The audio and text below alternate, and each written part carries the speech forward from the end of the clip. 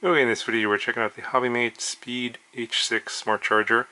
And before we take a look at the charger itself here, I'll just show you in the box. You get the charger, you get this long AC cable here. It does have a built-in AC power supply.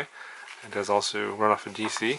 And you do get the spec sheet here. And actually, let's just go over the spec sheet first.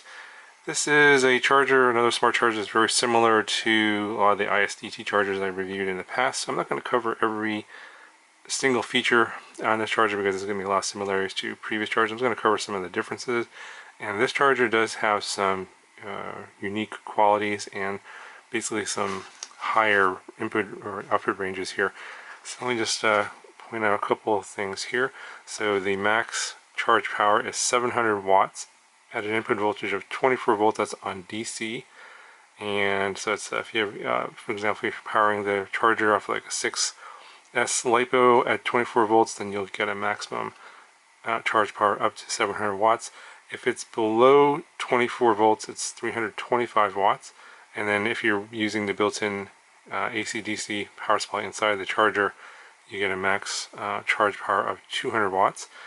And then it does have 3 different regenerative or discharge modes. So there's regenerative discharge power, there's internal discharge and external discharge. And so I think I believe it's the internal discharge is like the way a lot of the other chargers work. It just drains the battery by converting the energy into heat, and this one has an internal discharge of up to 30 watts, whereas a lot of the smaller ISDT chargers are like around 5, maybe maximum 15 watts, so this is quite a bit more. And of course, if you're doing the regenerative discharge power, you can discharge your battery up to 700 watts, and I'll show you that later. You get USB output as well, 5 volts, 2.1 amps, and it does charge pretty much every type of battery chemistry that's out there. And it does list a couple of things that are kind of redundant, like envelope and nickel metal hydride are kind of the same, so I'm not really sure what why they listed another one here, because that's envelope isn't usually listed on some other chargers. It has a 2.4-inch color LCD screen, and there's a little diagram with the charger looks like. Nothing on the back. And that's all comes in the box, but let's look at the charger itself. Got your screen here, touch sensitive buttons here for navigating the menus, up, down, and select. And it's a pretty basic square looking box. You got your vents here for heat dissipation on this side, and then a fan on this side. Nothing on the front. And here's the back. You have your AC in. Here it does run 100 volts to 240 volts, so obviously it'll work in the US or in Europe, and 50 to 60 hertz. And then DC in here is 6.5 volts up to 30 volts, so I think that goes up to 8S, I believe.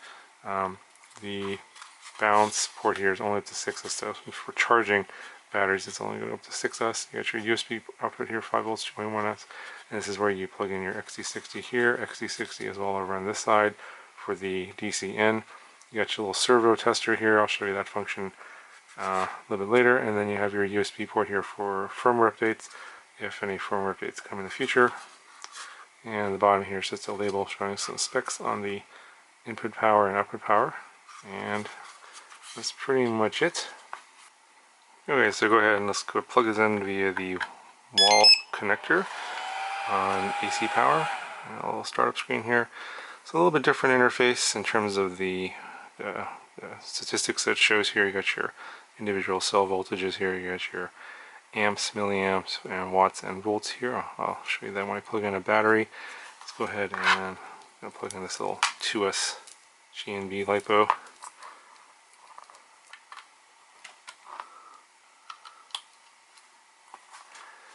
There we go. So shows you the pack voltage at 7.5 volts, the individual cell voltages, and in terms of the balancing of the cells, this has an advanced balancing circuit inside this charger that I don't think a lot of chargers have, so it does balance the batteries faster than a lot of other typical chargers.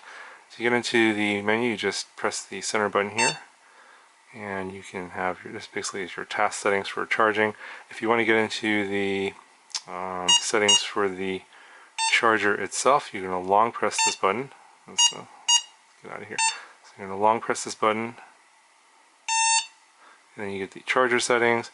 So you get your task parameters here, safety timer. These are individual settings you can change if you want. I'm just going to leave everything on the standard settings here. System parameters, language, regen, discharge, I'll cover that a little bit later. You get your max input power of 750 watts, minimum input voltage. So for example, if you have a certain power supply, you want to adjust these settings here. And I'm going to go ahead and turn the volume off. The beeps are kind of annoying, so you have your LCD backlight setting. I'll leave that on high. And I'm going to turn the sound off. There we go. Because that's going to be pretty annoying. Completion signal, that'll just keep beeping every once in a while once the battery is fully charged when you've done a charge cycle. You can change your device name here and go back. Get out of here. You have a bunch of other things here. Let's see here, we've got tools. So I'll talk about this here a little later in terms of the plugging in a servo and testing a servo. You can do that, and also PWM and PPM output. Or you can do a PWM measurement on, say, a PWM receiver, and then the PPM output it will actually generate PPM output, say, to a flight controller, for example. I'm not going to actually show that. It's something that I'll just show it to you, but I won't demonstrate to you later. And then get out of here. You can recalibrate the voltages if you feel that they're off. They are calibrated out of the factory, but you can do that. This is also similar to the way the other ISDT chargers work. System self-checking, you can do that without the battery plugged in. It'll just do a self-check. You can reset your factory settings here. This is your system info, which will show your software in here, the firmware that's on the charger. We'll get out of here. We'll go back. And so we'll go ahead and start doing some charging here. So just short press here. Under the task,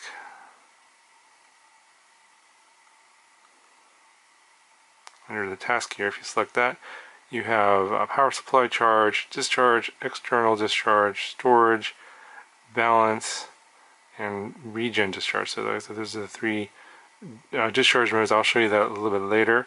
Storage and balance, those all work the same as before. And there is also this power supply mode where you can actually turn basically any DC battery plug in here and turn it into a power supply, or even actually off of AC. I'll show you that as well later. But for now, we'll just go do a little charge demonstration. This is going to be the same as a lot of other batteries, but might as well show it to you anyway. Charge here, you can select your battery chemistry here. You have smart battery, lithium high volt, all of your typical battery chemistries that you're going to want. And I'm going to use LiPo here. Cell voltage, you can adjust your cell voltage here as well. If you don't want the standard 4.2 volts, you can adjust it up or down. I'll select 4.2. It automatically selects 2S because I plugged in the balance lead, but if you don't, then you'll have to manually put that in.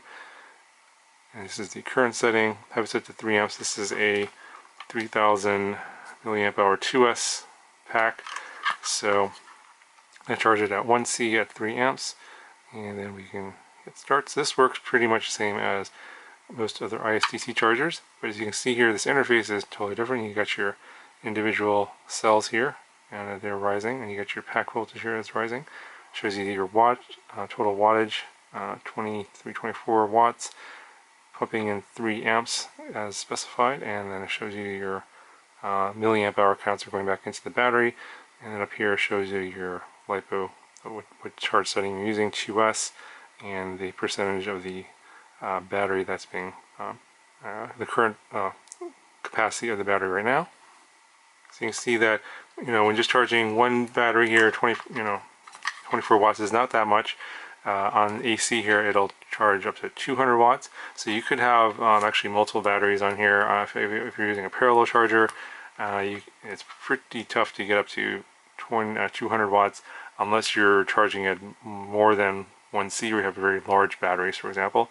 In that case, then you probably want to use the DC in here, and then if you have a power supply, like an external power supply that can provide 24 volts and a lot of amps, then you could use that and then get up to 700 watts if you were, for example, charging multiple batteries on multiple parallel charging boards. But don't have that much stuff here to show you, but you could do that if you want to take advantage of the 700 watts of this charger, this will do that.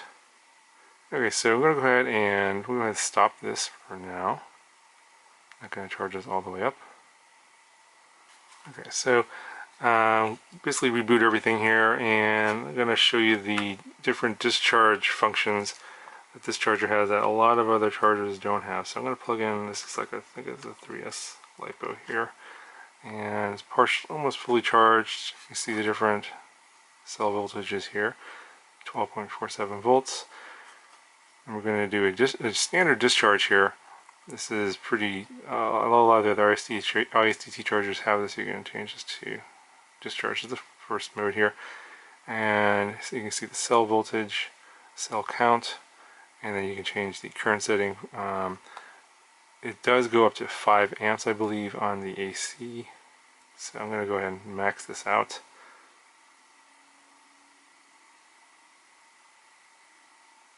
Yeah, maximum is 5 amps. And we'll go ahead and start. So in this mode here, discharge is pulling energy out of the battery.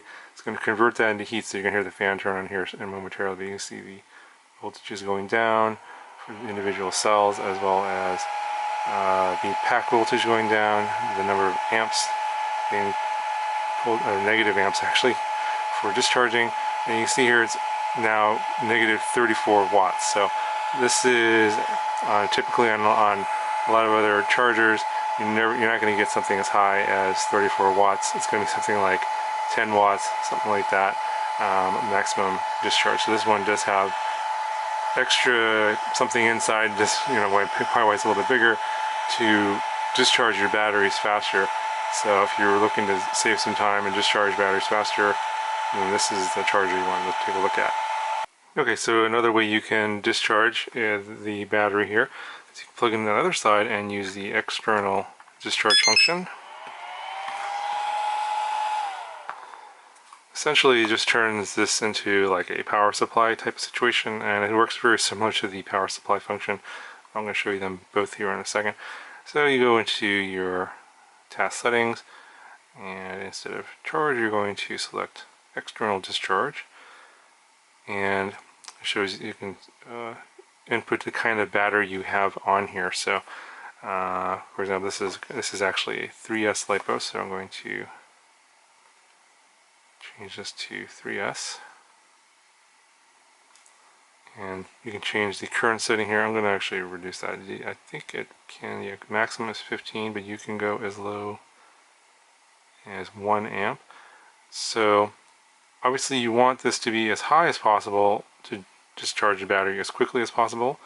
And what that will do is if you actually start the task, you plug in something here that has a resistive load, say like a light bulb or something that can draw the energy down quickly at this amp rating or the wattage. And then once you start the task, it will send the energy out of this battery at that amp rating to whatever that you've plugged into here. And you don't actually plug it into the balance lead here, you just plug that in. It could be like a light bulb or something, and it'll actually turn that on, and that heat or that resistive load will draw the energy out of this battery at 15 amps versus I think the other one was maximum of 5 amps when it was over here and using the internal discharge function. Now the other thing that's pretty similar to the external discharge function here is going to be the power supply mode. And here you can adjust the output voltage of the whatever is plugged in over here and the output power. So for example, this is a 3S LiPo 11.1 volts, and if you want to change the voltage output here to something different, so you can output as low as, let's see here, 5 volts is the min, and you can go maximum of 24 volts. So there's a transformer inside this this charger that will step up the voltage from in this case 11.1 volts up to 24 volts, or you can step down the voltage from this battery from 24 volts down to 5 volts. So that's how the power supply function works, and obviously that will drain this battery here. If you want to do that, you can use that as a power supply to charge up other things or whatever you want to use this as a power supply. And it's kind of nice because you can adjust the voltage from 5 to 24 volts. It could be used for a lot of different applications. Alright, so the last discharge function is the regenerative discharge. So I'm going to plug in a 6S. This is a giant 6S LiPo here. And we'll plug in our 3S LiPo over here.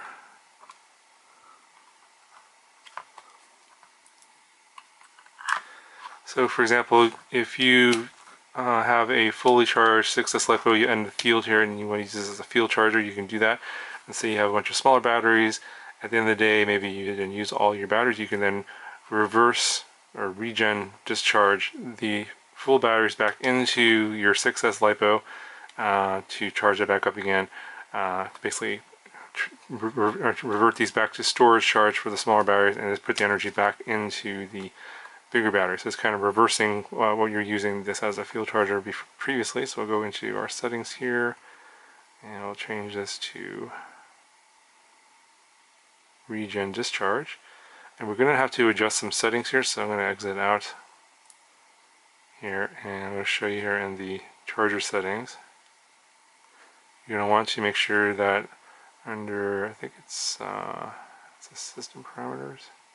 Yes, under system parameters, under regen discharge here, you want to adjust these settings. So we have max current of 15 amps. That's going to come out of basically out of this battery back into this battery. Max voltage of 24 volts and max power of 250 watts. Now this being a 6S LiPo, the max voltage here you want to set to something below the maximum voltage of the 6S LiPo so you don't overcharge the 6S LiPo. So 24 volts should be fine.